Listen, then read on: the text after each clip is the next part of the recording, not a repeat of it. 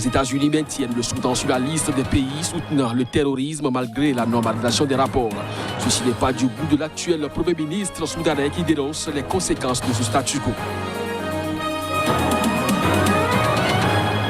En Tanzanie, les opposants ont le sommeil troublé.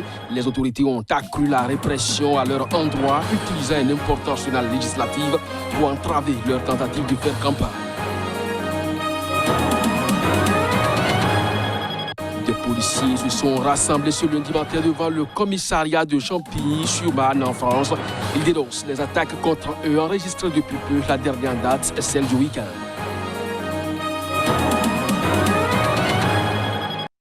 Ainsi se présentent les grands titres de cette édition. Bonjour à chacun, bonjour à tous et bienvenue. En Tanzanie, les opposants ont le sommeil troublé. Les autorités ont accru la répression à leur endroit, utilisant un important arsenal législatif pour entraver leur tentative de faire campagne. Les élections générales dans ce pays sont prévues pour le 28 octobre prochain. Reportage. Chevalier anticorruption pour ses partisans, le président John Magufuli, accusé par ses détracteurs de dérive autoritaire et d'avoir restreint les libertés publiques depuis son élection en 2015, brigue un second mandat. Le gouvernement de Magufuli s'est doté d'un formidable arsenal de lois pour entraver toute forme de dissidence et limiter efficacement la liberté d'expression et le droit de réunion pacifique à l'approche des élections, explique Amnesty International dans un nouveau rapport. La commission électorale tanzanienne a début octobre suspendu pour 7 jours la campagne du principal adversaire du président Magufuli, Tundu Lissu, membre du parti d'opposition Chadema, pour cause de propos séditieux et d'accusations infondées violant les lois électorales. Selon Amnesty, la police a également fait appliquer de façon sélective et partisane la loi sur les réunions publiques afin d'empêcher l'opposition de se rassembler et de tenir des meetings pendant que le parti au pouvoir, le CCM, a toute latitude pour organiser des rassemblements similaires. Amnesty qualifie cette situation de signe extrêmement inquiétant et malsain. Les autorités ont également suspendu des médias sur la base de lois répressives et vagues. Meurtre d'un fermier blanc, 2 suspects noirs arrêtés, une manifestation virulente. Le président sud-africain Cyril Ramaphosa a appelé lundi au calme, soulignant que les tensions raciales liées à ces incidents rappellent tristement que l'Afrique du Sud reste en convalescence du régime de l'apartheid.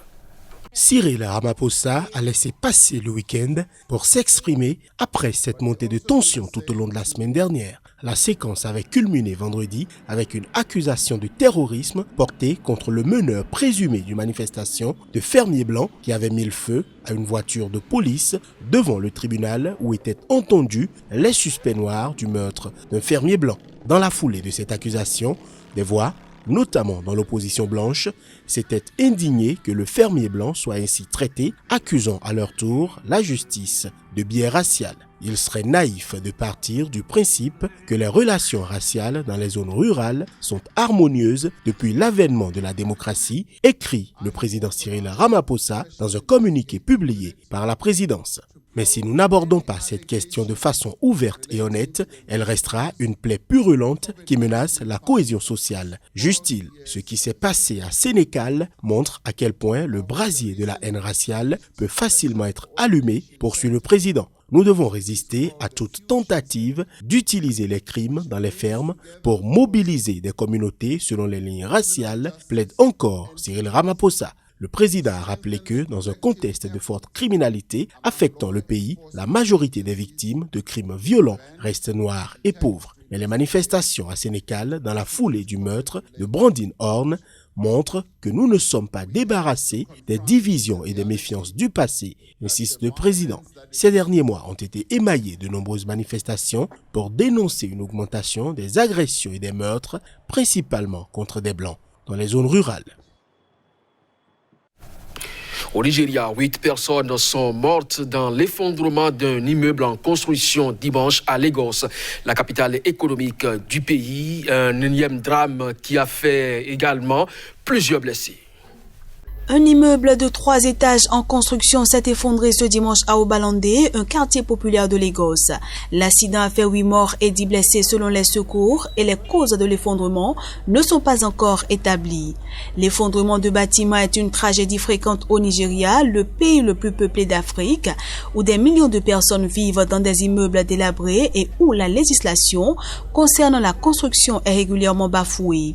13 personnes sont mortes en juillet dernier à Jos, dans le centre du Nigeria, lorsqu'un immeuble résidentiel de 3 étages s'est effondré après des pluies torrentielles. Plus tôt, en mars, 20 personnes sont mortes dans l'effondrement à Lagos d'un immeuble qui abritait une école maternelle et primaire. En République démocratique du Congo, apprenants et enseignants ont retrouvé le chemin de l'école. Les établissements scolaires ont rouvert ce lundi leurs portes, ceci 6 mois après de la fermeture liée au Covid-19. Des millions d'enfants doivent reprendre le chemin des classes qui avait été fermé fin mars sur décision du président Tshisekedi à l'apparition des premiers cas de coronavirus dans le pays. Cette rentrée marque la 2e année de la gratuité de l'enseignement décrétée par le président Tshisekedi lors de la rentrée de septembre 2019. Une gratuité évaluée à quelques 2,64 milliards de dollars par an par des experts du gouvernement, ce qui est immense pour le budget de la RDC. Au 11 septembre, les recettes budgétaires totales de l'État ne dépassaient pas 2,5 milliards de dollars selon les chiffres de la Banque centrale du Congo. La Banque mondiale avait annoncé il y a quelques mois 800 millions de dollars pour financer l'éducation en RDC. D'autres défis attendent le gouvernement de Tshisekedi. Dans plusieurs provinces, des mouvements de grève d'enseignants ont été annoncés par des coordinations syndicales comme au Congo central au sud-ouest, où il est décrété l'opération École sans enseignants à partir de lundi. La directrice générale de l'UNESCO, Audrey Azoulay, doit se rendre cette semaine à Brazzaville et Kinshasa, une visite axée sur des questions d'éducation, des filles surtout, dans les 2 pays.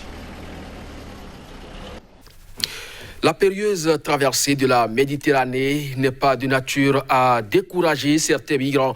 9 corps ont été repêchés après le naufrage d'une embarcation au large de la Tunisie. Le bilan établi pour l'heure est de 11 morts et plusieurs disparus. Les corps d'une femme et d'un bébé avaient été retrouvés dès ce dimanche au large de la Tunisie, tandis que 7 personnes, 5 hommes et 2 femmes avaient été secourus. Selon les témoignages des survivants rapportés par les autorités, environ 25 migrants originaires d'Afrique subsaharienne, dont des femmes et un bébé se trouvaient à bord de cette embarcation à destination de l'Italie. 9 autres corps ont été retrouvés ce dimanche soir, a indiqué le porte-parole de la garde nationale, sans pouvoir préciser leur identité ni le lieu de départ de l'embarcation. Des unités de la garde maritime poursuivent leurs recherches au large du pays pour retrouver d'autres migrants morts ou vivants, a-t-il ajouté.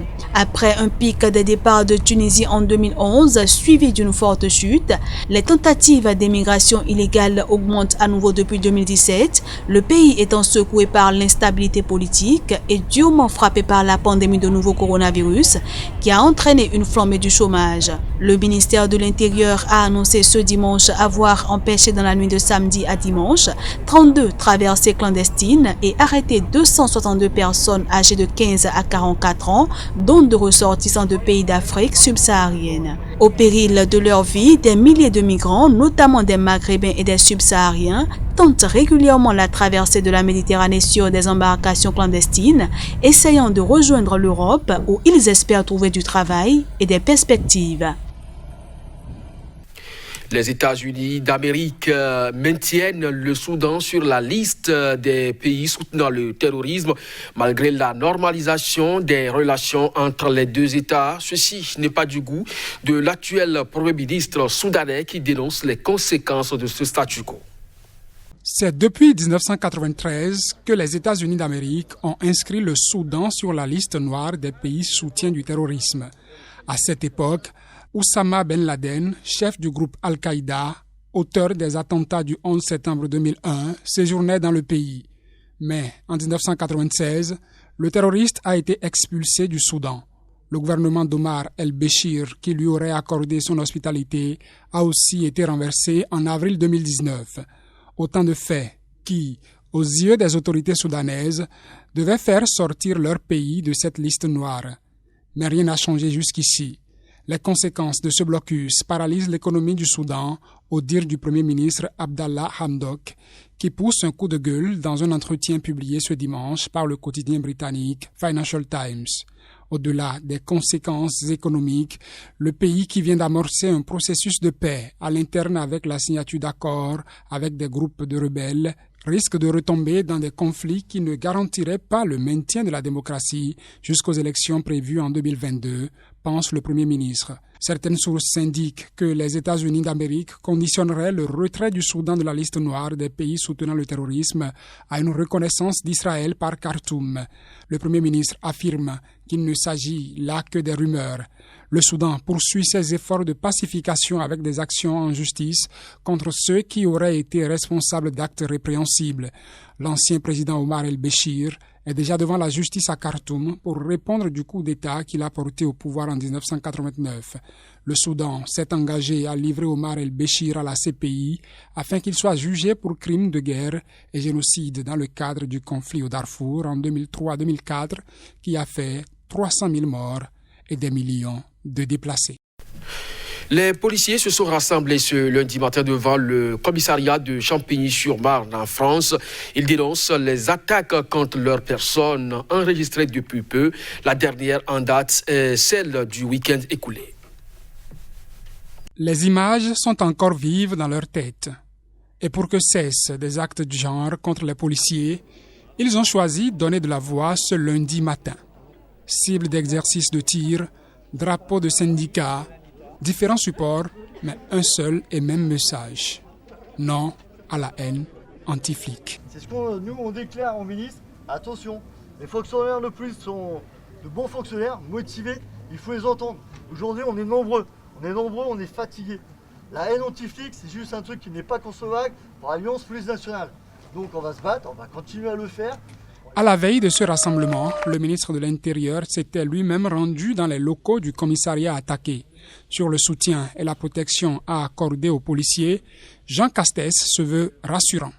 Le président de la République recevra les organisations syndicales jeudi matin à 8h30 pour voir avec eux, d'abord pour les écouter, redire le soutien plein et entier du gouvernement, du président de la République, bien sûr lui-même, aux policiers, aux gendarmes, aux pompiers, mais singulièrement aux organisations syndicales et voir comment, avec ces syndicats, nous pouvons trouver les moyens pour que très rapidement le président de la République puisse arbitrer un certain nombre de mesures qui protègent encore plus les policiers, puisque les policiers c'est la République et la République c'est les policiers. L'attaque samedi soir du commissariat de Champigny par une quarantaine d'hommes à tir de mortier d'artifice n'a fait que des dégâts matériels.